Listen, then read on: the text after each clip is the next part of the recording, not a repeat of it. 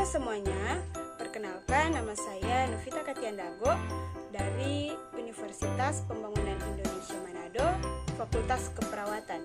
Di saat ini saya akan menjelaskan mengenai etika keperawatan, di mana video ini saya buat untuk memenuhi tugas ujian tengah semester dengan mata kuliah konsep dasar keperawatan oleh dosen pengampu Nurse Engri Nindi Eskep MKes.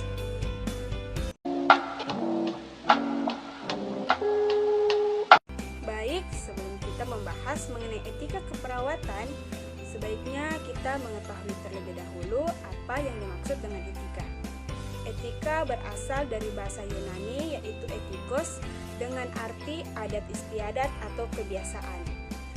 Nah, praktik keperawatan termasuk etika keperawatan mempunyai berbagai dasar penting seperti advokasi, akuntabilitas, loyalitas, kepedulian, rasa haru, dan menghormati martabat manusia.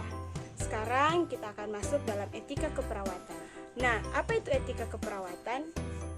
Etika keperawatan adalah pedoman bagi perawat di dalam memberikan asuhan keperawatan agar segala tindakan yang diambilnya tetap memperhatikan keadaan bahkan kebaikan dari klien.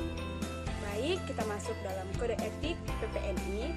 Kode etik keperawatan menurut PPNI adalah pernyataan atau keyakinan mengenai kepedulian, nilai serta tujuan dari keperawatan.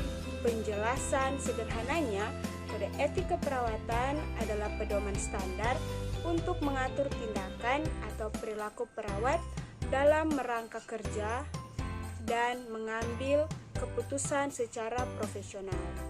Ada 8 prinsip kode etik keperawatan.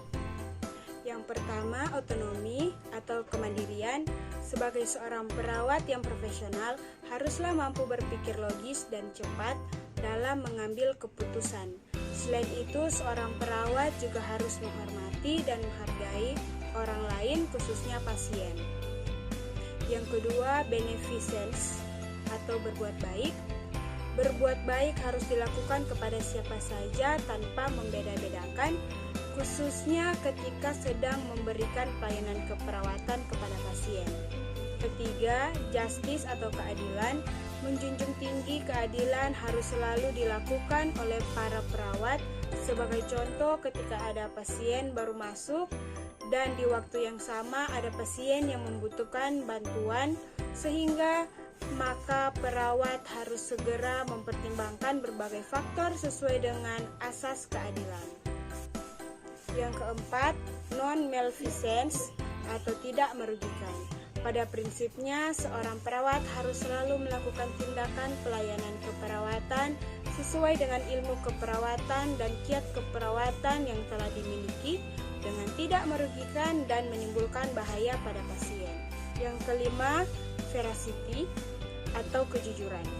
Bagaimanapun kejujuran harus dimiliki oleh semua orang. Pada seorang perawat, kejujuran adalah hal yang wajib diberikan kepada pasien. Hal ini karena pasien mempunyai hak otonomi, sehingga ia berhak untuk mengetahui berbagai informasi yang ia inginkan.